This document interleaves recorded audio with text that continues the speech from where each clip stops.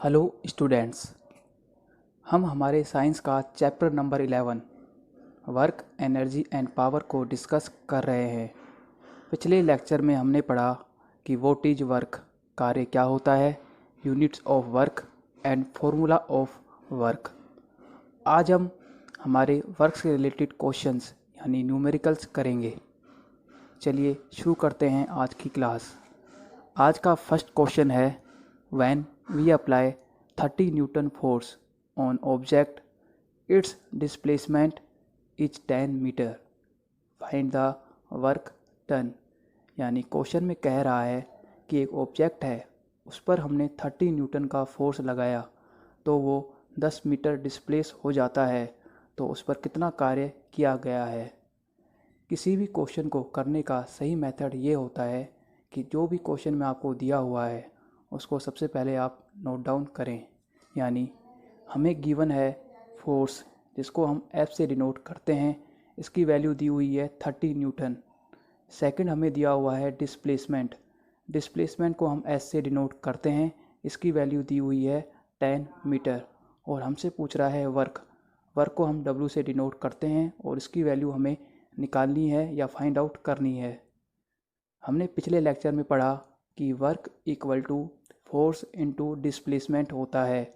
Work को हम W से डिनोट करते हैं, फोर्स को हम एफ से डिनोट करते हैं और डिस्प्लेसमेंट को हम एस से डिनोट करते हैं। फोर्स की वैल्यू हमें दी हुई है 30 न्यूटन, तो हमने एफ की जगह रख दिया 30 मल्टीप्लाई एस की वैल्यू हमें दी हुई है 10, तो हमने एस की जगह 10 रख दिया। जब हम 30 को 10 से मल्टीप्लाई करेंगे तो हमारे पास वैल्यू आएगी 300। और हम जानते हैं कि वर्क की यूनिट होती है जूल, जूल या न्यूटन इंटू मीटर, तो वर्क की वैल्यू हमारे पास आ जाएगी 300 जूल या 300 न्यूटन इंटू मीटर। चलिए नेक्स्ट क्वेश्चन करते हैं।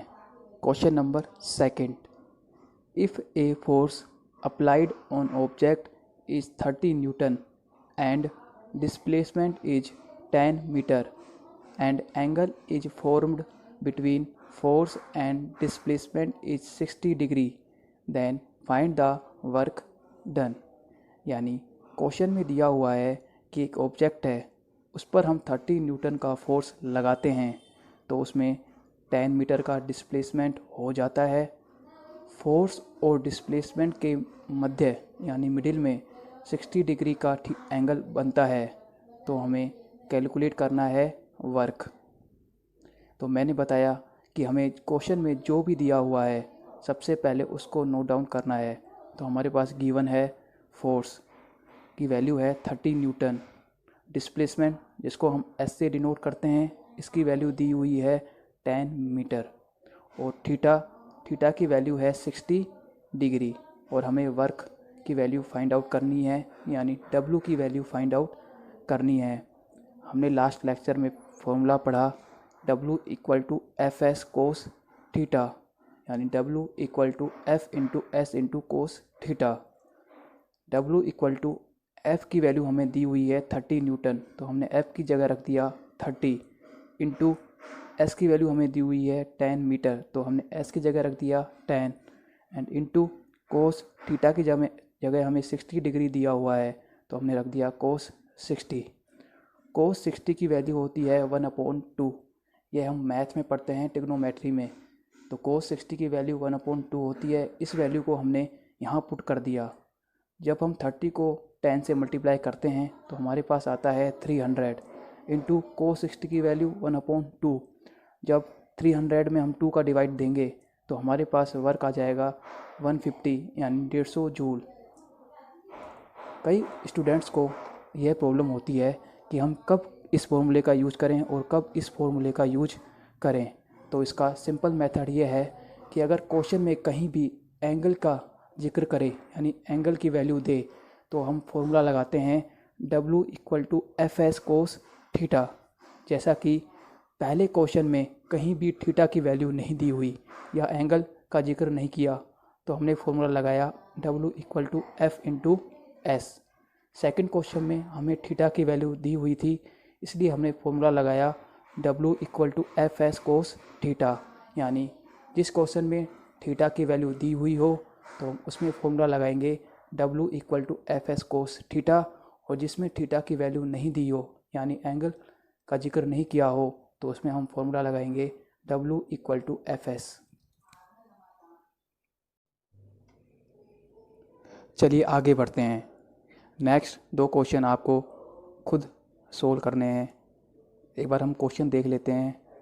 फर्स्ट क्वेश्चन है, a person is pulling an object with a rope and exerting 5 Newton force such that the rope is making an angle 30 degree from the horizontal.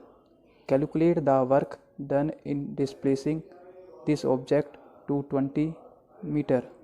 यानी question में दिया हुआ है कि एक ऑब्जेक्ट को हम रस्सी के सहारे खींच रहे हैं तो उस पर 5 न्यूटन का फोर्स लग रहा है और एंगल बन रहा है 30 डिग्री और डिस्प्लेसमेंट हो रहा है 20 मीटर। मैंने बताया कि अगर क्वेश्चन में एंगल की वैल्यू दी हुई हो तो हम फॉर्मूला लगाते हैं W equal to F S cos theta. हमारे पास F की वैल्यू दी हुई है, S की वैल्यू भी दी हुई है और कोस थीटा की वैल्यू भी दी हुई है, तो हम W equal to F S cos theta वाला फॉर्मूला लगाकर इस क्वेश्चन को सोल्व कर सकते हैं। क्वेश्चन नंबर सेकंड है, find out the work done when a force of 20 newton displace a body through 8 metre in the direction of the applied force.